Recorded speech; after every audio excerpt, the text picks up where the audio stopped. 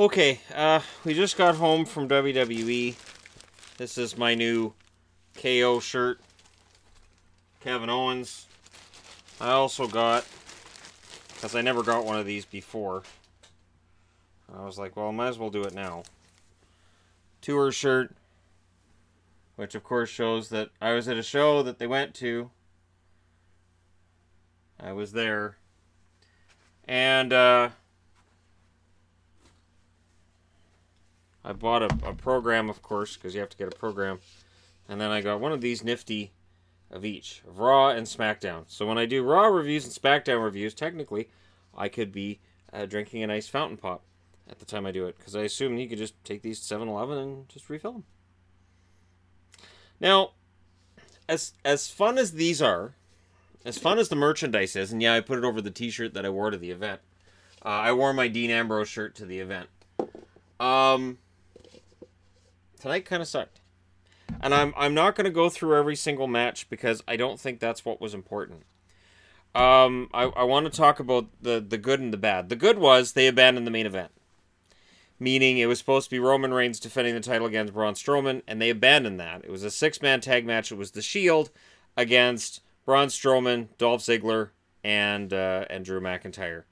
And that was a bonus. That was a benefit. I was ready to say, you know what, we're going to leave when the main event starts, Braun versus Roman. We're just going to go to the car and we're going to leave. And when I saw they were going to do the 6-man, I'm like, okay, I'll stick around and watch this because I know how this works. So Seth gets beat up for 20 minutes, makes a tag, then Dean gets beat up for a while, and then Superman punch, spear, and it's over. That's kind of how it works. It's a formula that works for the Shield. They did come in through the crowd. And that was actually fun. That was well done. And I think what having the Shield does is the crowd still booed Roman every time he did anything. And every time Braun punched him, the crowd cheered. But by having him in with the Shield, it does mask the booing. It does make him sound more over than he is. And, of course, this is going to end up with Dean turning on them and all that. It's going to happen. We know it's going to happen. But for right now, it's fun to have the three of them together. So that was a good thing. Another good thing, there was a cruiserweight title match between Cedric Alexander and Buddy Murphy. And I have to say, those two tore the house down. The last cruiserweight match that I saw, like the 205 match, I want to say Drew Gulak. I don't even remember who the other was. See, and that's the thing. I don't remember. And I don't remember coming out of that match saying, wow. Remember there was a bunch of flips and a bunch of big, high-flying aerial moves, but I don't remember it being hard-hitting. Cedric Alexander and Buddy Murphy, that was a good match. Probably the best match of the night. And I would say that because other than that, you had like Jinder versus No Way Jose. I don't know who was into that. And Kevin Owens started the night and fought Zack Ryder. And then, of course, he beat Zack Ryder, and then they did this thing with Lio Rush, and then Bobby Lashley came out and beat him. So, technically, if you look at the card, Owens wrestled twice tonight, but he really wrestled once, and then was involved in this sideshow thing with Lashley. And they do it once a show. Every house show I've gone to, there's been somebody who's done like Lashley did. The last Raw show I saw, it was Strowman that did it, where he beat up the Revival. And he beat them both up at the same time. And I remember thinking, if these guys are going to be tag champs, this really isn't going to help their case. But it was underwhelming. The show tonight just felt kind of missing stuff. And it's weird because Raw's on tomorrow. There was no Elias.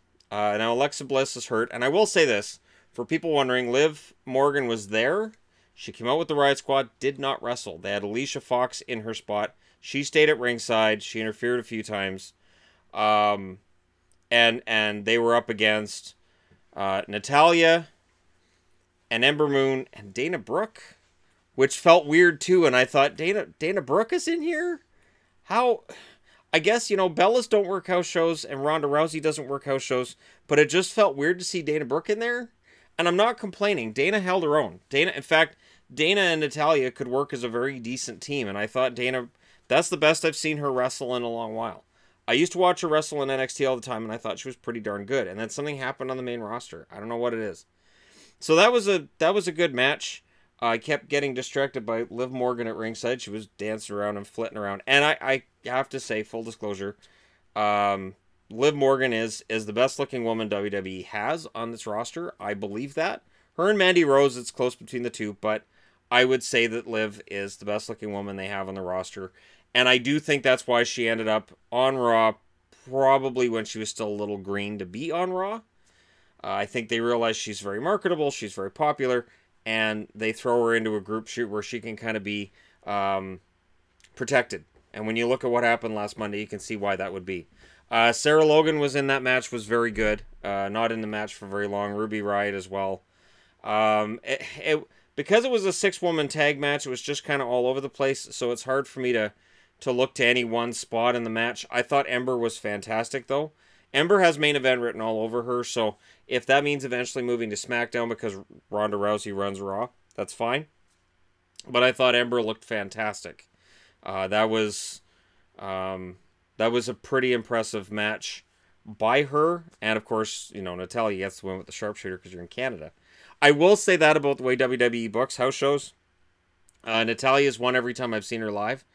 Because it's Canada. It's a Canadian crowd, so they want to make sure we go home happy. Including a win she got over Charlotte, where I didn't think she was going to win that one, and she did. So, it was a very good show tonight, and yet it still just kind of felt blah. I don't know. It's just, you know, it was a good thing Cedric Alexander and Buddy Murphy had the great match they had, because other than that, there was like a Tyler Breeze match against Mike Kanellis, which was just, I don't know, it just... Was everybody in Vegas again? Did they do that to us again? Did everybody go to Vegas on us? Because it kind of felt like everybody was in Vegas. We didn't even have the B team tonight. And yeah, I don't know. It felt like there's a lot of guys missing. They promised us Elias. Elias was in all the promo material, and Elias didn't come out. So I really wanted to see Elias. He didn't have to wrestle. He could have just come out and done a little thing in the ring with his guitar and done a little in-ring insult to Abbotsford and left. That would have been fine. I wouldn't have had a problem with that. But anyways, there you go. If you were there, let me know what you thought in the comment section below. If I had to grade it out of 10, I'd say 6.5. I don't know how memorable this one's going to be in regards to all the rest. And if somebody can explain to me why Bobby Roode and Chad Gable are together, they were against AOP tonight. You know who won? You know who ate the pin, right? Yeah. Wrestling fans know that AOP won and Chad Gable ate the pin. That's just the way that works. So I'm not sure that I understand that dynamic at all. And it was just odd. It was really... And then, of course, Finn Balor fought Baron Corbin again. It doesn't matter. And I think that's part of what the problem was I had tonight was that I was watching these matches and I'm just kind of, it doesn't matter. And there was actually one match where I missed the end of it completely because I was on my phone, which does not happen. But there was one match where I'm like, yeah, whatever, I don't care. I'm trying to remember which one it was. That's how memorable it was. So I know I've seen wrestling events that have been great. This wasn't one of them. If they're trying to build up to the women's evolution, don't go to a house show to watch them because you're going to get a 6-woman tag match apparently, and that's going to be it.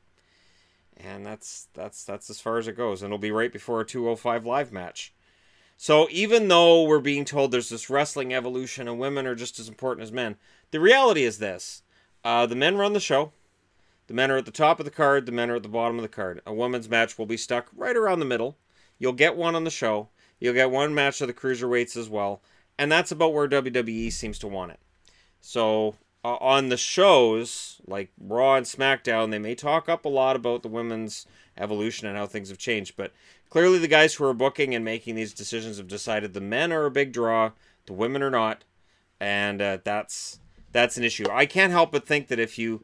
And I love Tyler Breeze. Do not get me wrong on this. But if you're going to bump a match, you bump out Tyler and Mike Kanellis. You put them in something else.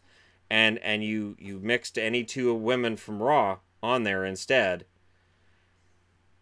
I don't know. I think it would have made the show just more engaging. The interesting thing too, and I'll close with this, is that the biggest pops of the night in terms of the matches the crowd was most into. The crowd loved Kevin Owens. And then Owen said that Quebec is the only good province in Canada and BC sucks. I just laughed. I didn't care. The crowd turned on him at that point, which was funny because he did that so Lashley would come out and get a cheer. And it didn't. It kind of worked. It worked to some, but to some it didn't. The Shield got a huge reaction. And you know what? So did the 6-woman tag match. Natalya is very beloved in this country. And that's why I think that if they gave women more time on shows, on the house shows, I really think it would pay off. I think fans would be happy, and I think they'd buy merch.